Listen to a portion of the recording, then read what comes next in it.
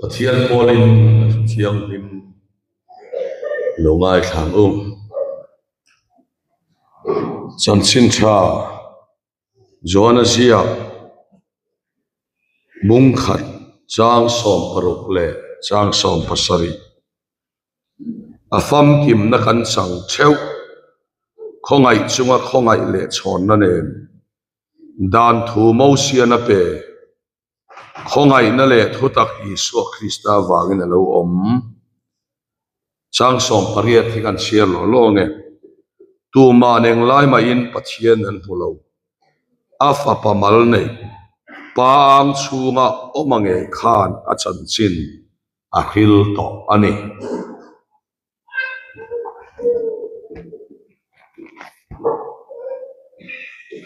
Hebrai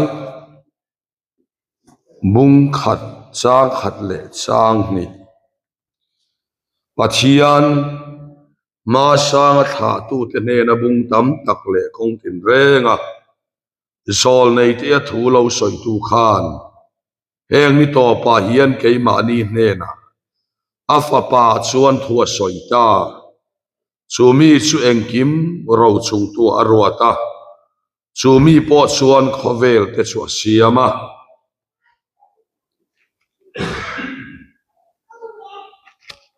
Johanna le khathon pakhat na bunga sang kwa mi hring khriat tir na ma kan pom chuan pathian khriat tina chu ro pui jok sia pathian khriat tina chu hei hian ka fa pachan chin ka khriat tir to sang som pakhata khriat tina chu hei hian pathian in chatulanun namin pe a chuminun na chu afa pa omani fa panei tu chuan nun na chuan nei pathian fa panei lo chuan nun na anei lo athulal pan kan sa tan mal min som sam lo se pathian ne nei chong cha lalpa kan pathian min mangai tu hei zan ina rongbol to camping follow up kan mang le do na zan ina hian nangina thuhlung hluya bung tam tak le koikin kongtin renga zol nei te le tha tu te a thu soi chin kha lalpa kan pathian heng ni to pa hian a fa pa keima ni ne na thu soi ta ti a I bible in min ko buangin thuhlung hluya izol nei te le than dik te ne na thui soya keini yang duang ne na hian omve ila in puang don lova ma se thuhlung thara ifapa mi zong min biak ta ka wangin lom thu kan kela che zan ina chumi chan chin chu soi kan tuma nangina min biak na le khovel I biak po na chiang taka kan khiat theinan I bible mangin nang kan ne na in puang leng che hi Isu Krista mingin kan di le amen le zanina soi kan tum chu afa pa thu soi ta ti mangin pathian thu soi kan tuma hemi soi ma hian karil rumin kaplian em tu voin lama kan ti na thana karil ro lian deuh mai chu hei mizo te hian pathian thu soi dan chi ni kan na ya pakhat chu bible chang in na na chiara angai nom theyang beradu du soya atop dona bible chang la chua more bok hiani tichuan pathian thu hi khathiam kan in ti dan ber ko khovel thil eng emo manga pathian thu chui lu hi kan khat hiam tlang bera tin YouTube lama po ngai tha atlo a en tu pon tam khop in ka ria henga hian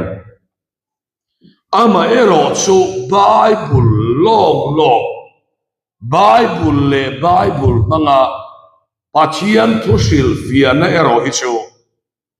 kan khat hiam ta der a chan chu Bible hi kan share tle mani Bible manga pathian on kriat tum Christian rama kan claim tul chu ai chuan hovel thil kheng manga pathian va biak po tum kan tam ta ani ti hi ngai dan lian tak om thei ome chu wang chuan tuna po hian karil rual lian em mai chu Bible mang ni lo te khin nan ni zo thon thu ang chi te ani lo pon tu na khovela thil kheng me ang chi te kha han soi ila pathian thu po ni lo khovela thil kheng ka soi ta ila ato pa pathian thu soi lu tai la chu ngai nom kan ti achan su Bible kan lo khelo maya Bible hi kan share chape ilova Bible ina soi om zia po hi kan khemang lo tila kan soi suolom lo ve kan kau khana thu khelo tu tam tak hi Bible chang thum bai ha thi an claim via wanga thi ka ngai to wa chang khata changa chang thum ti hian kau khan chu kan la ding renga amaro chu ram dang kan ma kal to te en hian kan ram hi ngai to om ka ti khop maya Bible kan sian lo chuan khara wa eng ang point han tui nang tum mai la a thei tak lo chuwang chuan Bible ina asoya hi kan khiat sian apoi mo ni ika zanina kan soi do ni Bible hi alo khiat lo thei khop maya min ron zui ve to kan rong bol na ron tel to min soi lo ila kan venga mi ania Bible hi an khelo ve khopa le chonga a en vunga Bible hi Genesis atanga ni mo lo in chan atia achiar khan ve men khom tiang deu chuan chulai te chu mitang pui Sunday school kal thin chuan kan vet ome zalina ka soitum tak ero chu pathian thu ina min ron khil hi kan enge ni tui pui lo kan lim pui lo kan thlei pui lo ti ila kan soi sualom lo ve tun ma de wan soi thin chu China rama chon Christian ten Bible an nei ve thei longa sarkar ina mane moti lume mokhani selawangin phek khat ringot le khathon phek khat ringot an mu point an in chuwa an trap zoi video demo kan mu to ka an trap zoi mai ni chu tiam khop chuan Bible hi thununga ni na an pia hei hian a om tlaya ke ni chu ina kan da rem chung hian depression kan nei thei ani ama khop kan ina Bible kan da rem chung hian anxiety kan nei theia chu tiang chuan kan kharau lam nun aro chevem thei ani a chan su Bible hi le khabu pakhat ang lekin kan nai ni dia siama pathian in puan na ro pui ber ni ti kan ka dei chu ai chuan tu inemo ni zam chu pathian in kamulai miron kai thova mi bia han ti sela kan en lui mai Bible thu ai khan mi mala pathian a in puan na nia kan khiat na kha kan ngai sang zo kan so wang son Bible he kan ngai sang ta lo he mai hian a khiata chung chu kan ril ruwa po lo om sela kha thuma ang reng devin kan soi doa zan ina kan thupui tur chka akan lut ila afapa thu a soita ti mangin pathia thu kan soi don ni pathian hian afapa enge ni kan ti chuan chu lal Isua Krista kal tlang lo hian tu ma pathian in thung thara min belo chu kan khiat masak phota poimo ni thong luya khan Hebrai bung khat sang khata pathian ma sang tha tu tele zol nei te bung tam tak le kong tin renga thu soi chin tu khan heng ni to pa hian afapa keima ni ne na thu soi ta atia thong luya chuan zol nei le pui thiam khan bik te ne na Dairekin o in thu in lalpa in puanga mi pui pa ngai le men khan pathian on khep velo rim pathian biak na kha an chang phalo in thoi na po valan sela mun chiang lima pui thiam pa ngai an lut theya mun chiang lim bera pui thiam lal ber chau chu po chu kum khata voi khat sau alun theya mi pui nan san tok chu biak in chung temple chung ni lovin biak pluk ton ker khani an sampon langen maya tiang chuan tu thong loya chuan zol nei te abia pui thiam te abia chu tiang chuan midang khan zol nei thu soi chon kha zo man lo tum ve a pui thiam te thu soi chon kha zo man lo tum ve ni amero su tu thung thara chuan zol nei te le pui thiam te ne na in puang to bik to lovin mitin ne na afa pai Isua Krista mangin kan ne na pathian so in puang ta ni chu Isua Krista chu mi na khachiang ani ngat chuan pathian in puan na ro pui berani ti khachianga afa pa Isua Krista a chuan pathian ne nan len du thina ni hei pathian ne len dun tum te pohi katia lal Isua ni lo a hi chuan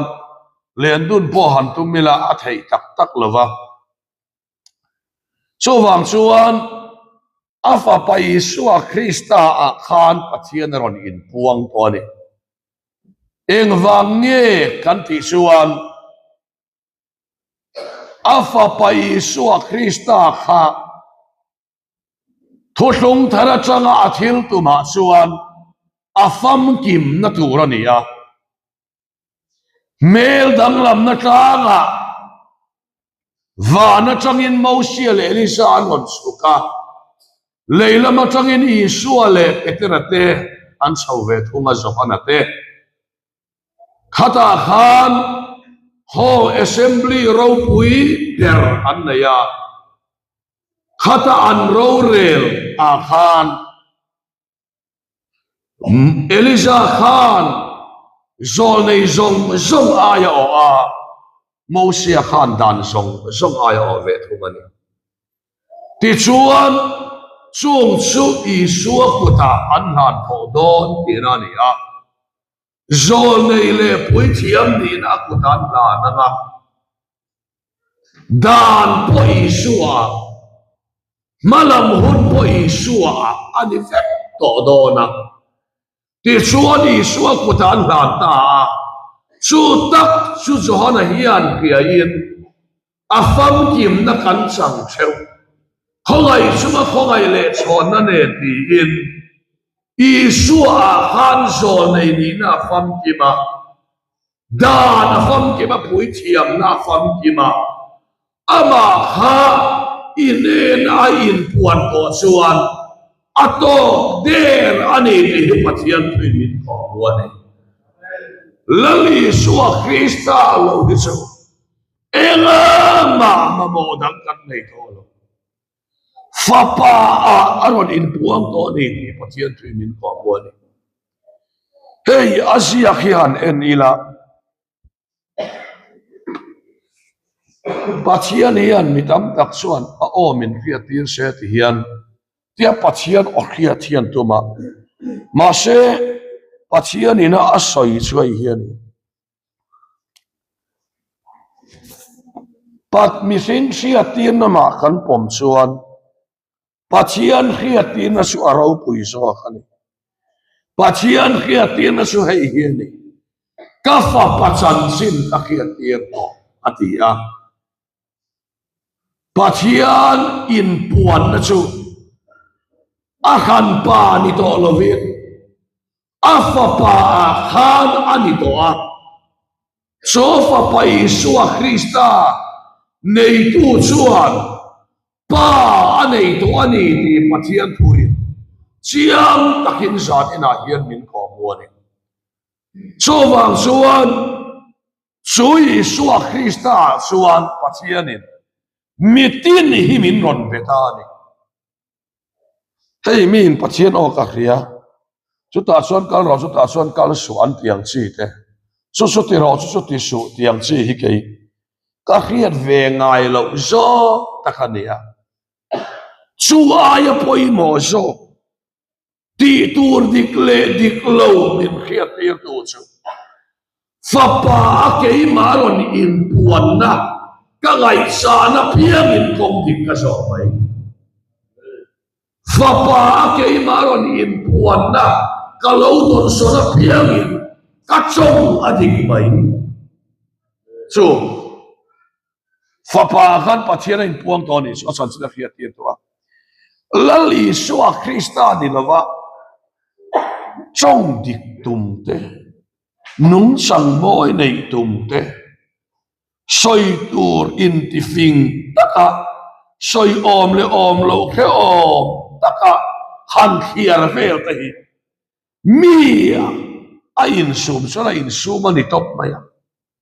a fu thei lo re tin ril rudik po han putum mai la mi zong zong ne na in rem te po hi han tum mai la a thei lo re re nga fapa an in puan na lo ta kan lo to na piang hian ril ro kal dan adik mai na kan ril ru zong zong kan chong kam zong zong min drive to him fapa Isu a Krista hian chan ha chulali Isu a te lo hian kharau mi ni kan tum le lal Isu ron in puan na hi zan in chu kan nai tuana om sela apoi mo le ani lal Isu a ron in puan na achang lova pathian ma thiang lim tum te kan tum chung zong ani mai thiang lim tum rual piak ina kan kal khoma lo cham rual kan hole rimat zela chowang chuan thiang lim tum po ni lova afa pa aman min ron bia a korin thon khat bung khat chang som thum pakhata chuan hian min ko bua chang som ni pakwa changin suti chuan pathian ma mi tu mai chuang thei lova nang ni ro chu ama sara Krista Isu a suan in omani ani chu pathian he ta kan kan fin na siamani fel na te thiang rim na te kan na te ti sia ang khana chuang a piang in dal pa chuang lo se atia thiang lim tu mani lova afa pa khakan thiang lim na ta min peto ani dia fa pa lo in puan na he thiang tu chuan khai fa pa a khan ti thiang lim kani dei towa heng bol lo hi khoi ve tur kani to nei ne fa pa a khan ka de dai puang towa Krista ti thiang lim kani towa min lo kha chiam lokula ve khang la kan tianga ma deu khan mi pakhat mang ang poi sapuk tir kan nei ani poi sapuk tir kan nei chu poi sa chu kan nei zong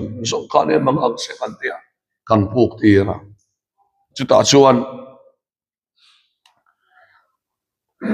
voina kan nu ne na kan in phone na chuan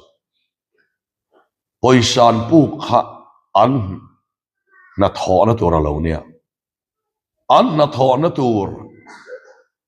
ani ti kha kain chuan kan khe thowa ma ama mi mal chawani a thian tenen an ni ti kan lo khelova midang ta po kha apung min an lo puk vek maya ti khan interest so min an lo puk vek maya keini kha min pet to engem ma chen kha kan ngai dam boka ti chuan thian te pon apung thowinan puk tira apung hi min pele dona kan in sem don nia Bible kan en vanga i u naw apung omin poisa puk tir su ti khani sia kan nu chu ka phone le ngoi ro apung u min pathian po asa omalom le apung u min pok tir su ti sia kan sia chowang chuan pathian khan ka thin lunga khan apung om ti lampang kha aron soi masak ayin ka thin lunga nung masa ayin pathian thunung zoka amasa zoka ka thin lungai Bible thui om masa dei zoka ka thin lunga anun ma dei hian Bible zia ka lo om to awangi kan lu ne na khai apung kha chu min pelo ma se poi lo we ke ni chu kan puk tir kha kan puk tir to min petoa lungoi mai chang ka vatia ka vasoya Bible in a phal lova chu wang son Bible phal bak chu kan pel thei lovang ka tiani zalina kan soilon dula taka chu afa pa a khan bol lo thiam lim lo sumle pai po du tu kha ani su kan tan fin na fel na thiam lim na tan pathian in siam to ha isu a mi thiam lim a mi puang to ha chawang son helama po hian bol lo ka khoi thei to lo ani ti lo rim mai ai in pathian in po na ro rau devin shit thangte la su min on ti don lo re Bible in tin nge ti zanina kan chira poi mo le pathian in puan na ni alpha pa a pathian in puang to a ka fel wang ni mia lovin mi fel lo mi chak lo taka kha ani chu kantan felna kanna siamani a Isu Krista khan mi fello mi sual ni thit kha mi fela min puan da awang in khai mei chian mi patna lem le na dik lo sum le pai adik lo na ben roi lo he hoi thei kan ni to lo ti in fa pa pathian san sin min ron pia tir na kam ne na in puan na awang zok in voin nia hian kan lo thata ni chat kan tum chang wang ni lovin afa pachan sin min khiat tir to awang ka soi non le don hey Bible atanga nun drive lova ni sakna atanga thiang lim tum te fel tum te hi kan lo tam maya mi zo Christiana yan so wang son Bible hi kan ka lei thei lo re nga so kan siana poimo le ani afa pa khan kan thiang lim na oma afa pa khan fel na ni a afa pa khan tan na ni a afa pa khan thamuan na ni a chui suwa Krista chu kan thamuan na ani awangin chung ka boru ka chata wang te kan khisel te awangin kan thamuang ani lova kan khisel lo lai per poin afa pa ke mali ne na thua soya afa pa khan thamuan na so lo ni ta ni kan khisel na khan thamuan pui lova afa pa khan no thamuan pui ta so kan lung oi na po eile bar zon konga har se em kan om lova wanga lung oi kan ni lova afa pa Isua Krista mangai na le tlan na wanga pachian kan ne na in puan na kha kan lung oi na ber alo ni ta so wang suan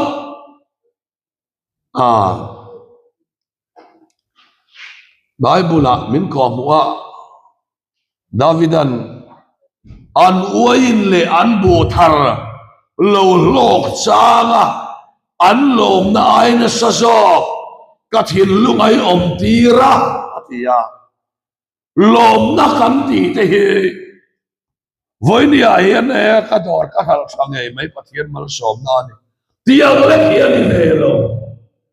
churi la lom mai na thoka afa pa kan ne nai puan awangin ei tur tak sam lai per poin afa pa kan ne nai puan awangin afa pa kan sa buang ani tinge ka soi fiem ka khetse lova zan ina hian ei kan nai tu ana lom sela ka fa pachan chin ka khiat tir to ka chan sin ka khiat tir to pachian khiat tir na chu hi ni fa pachan sin ka khiat tir to atia afa pa khan eng kim aron ti fel vet maya chumi aron ti fel ve ka chu zaina hian kan klei pui kan thamuan pui ta ni kan malam hun kan future bright em awangin kapa chumi khami chu ni ya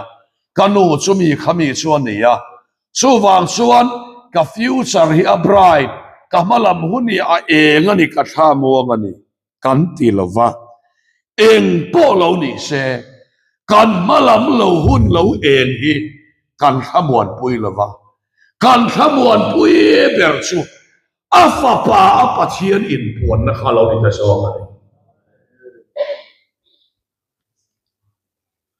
so zan ina kan ngai tuana om sela apoi mo le maya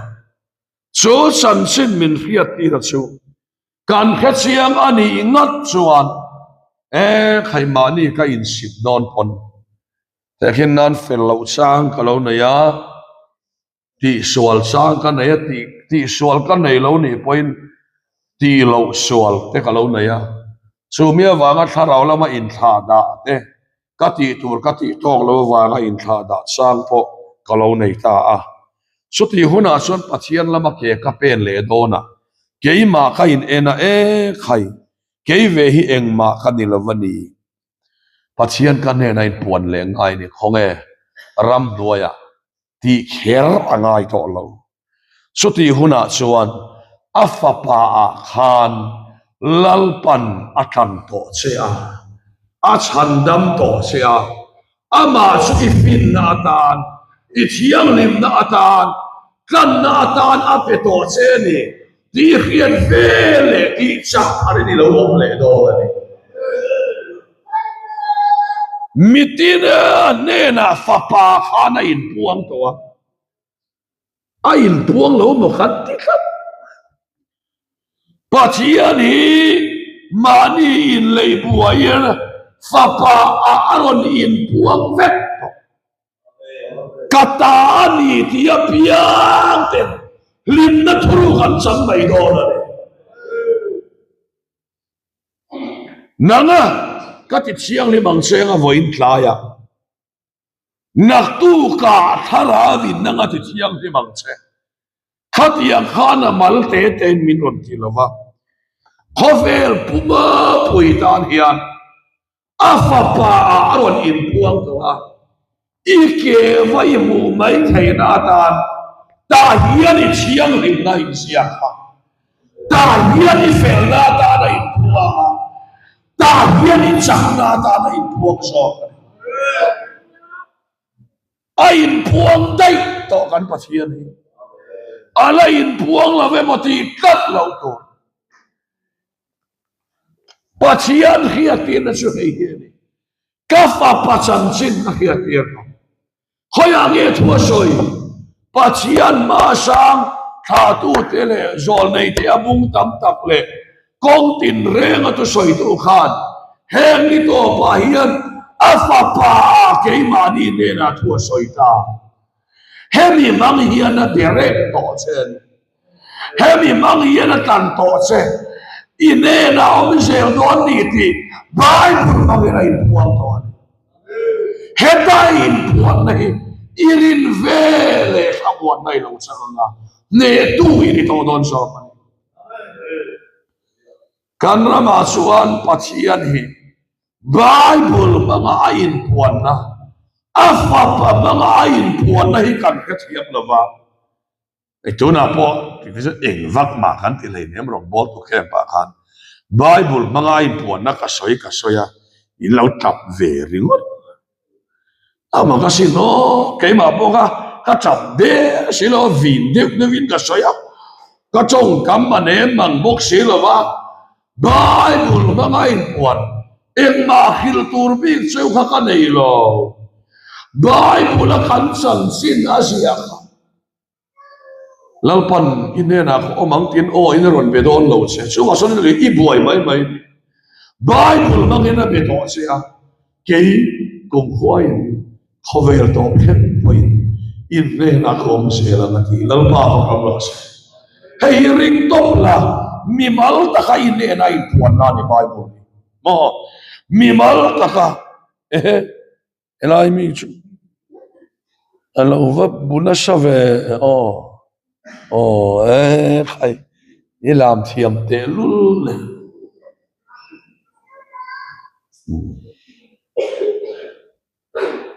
alim limin mutu yani hi le zanina he bible bangai puan nei kan ring hel tak mai ni hey bai pathian le athu hi kan da ranga athu he ta athu hi chu hey ron zia chop mai ang hian kan nga a in puan na an zia khani te kan ring thei lawa he ta pathian kan da he ta athu kan da chuwang chuan pathian khan min ron bedon ni chuan bible da tha mi mal ta ka pathian o khiat ka tum thina mi mal ta ka pathian o khiat ni lovin bible mang hian mi mal tin min pe tho so kan lo pa fa kan ro se chuwang chuan eng vak mani hei nem kha khup dam ta te po kha in lam kwal na sadeu kha dam ta te kha eng vak ma kha ka khut pon ka khoi lei nem kan chong cha ya bible in asiak ba thang te dam na puang ro kharau thiang ni min karon bia chenia dam nai puan nge ngai dam nai puan chuan dam don eng o ma ka hello hemi sia khe keima min biak na ni ti ka ring to pa karon puang ai dam ka ni lalpa fa ram ro se ka khani bible la min biak na hi mi mala ta ka min biak na ni ti kan khiat sia poi po le Davida chuan no pang kalau ni to utar kalau ni ta tuôn khang in mi fel pathian in khalsan ka khengai lo ati keipo tuna hen ka sung ko hi ka dongin la sing fel lo mai la he thui adodon lo David ne na ai puan na sau ani lova keima min biak na ne ti karinga ka thate la khal je tura tan hian tuna changin pathian o a khalo ngaya khalo ding lo fe tok mai ni dal pa ma kan mo se Bible kha pathian ni na bi biak na ngi karin tok se chu bak chueng ma hi rau mak sak eva mi biak hi kai ka khelo re nga Bible hi alo to ema a thon don lo tuna po hian in khuwa kanon kal don hian kanon bethel lok man em lo kan chul ve lo to ka chowang chuan Kolosio patang kan hoa atu ka thian kanon kal ani ngal deu maya kanon tlang ti ngal deu thoa tiang chuan eng ma rau dang pol tu kan nei lo ma se rau zong a rau ber chu Bible hian pathian bakram lo chu Bible aya rau yom lo re ka chowang chuan pathian ina soi hi a theng zel don ni ti khia ila pathian ne na kan in biak pona su afapa ni ti kan pia theinan Bible siarte Bible keu te I uar deu te ngo tu tiang chuan pathian ro puina kan mu zel don ni ti zan ina pathian thui min kho wani chuain pon na su mi mal anga nang ma biak na lo ring la ta chuan pathian o I khet on lo wang a thu kan soi te lalban kan zatan ma sam no se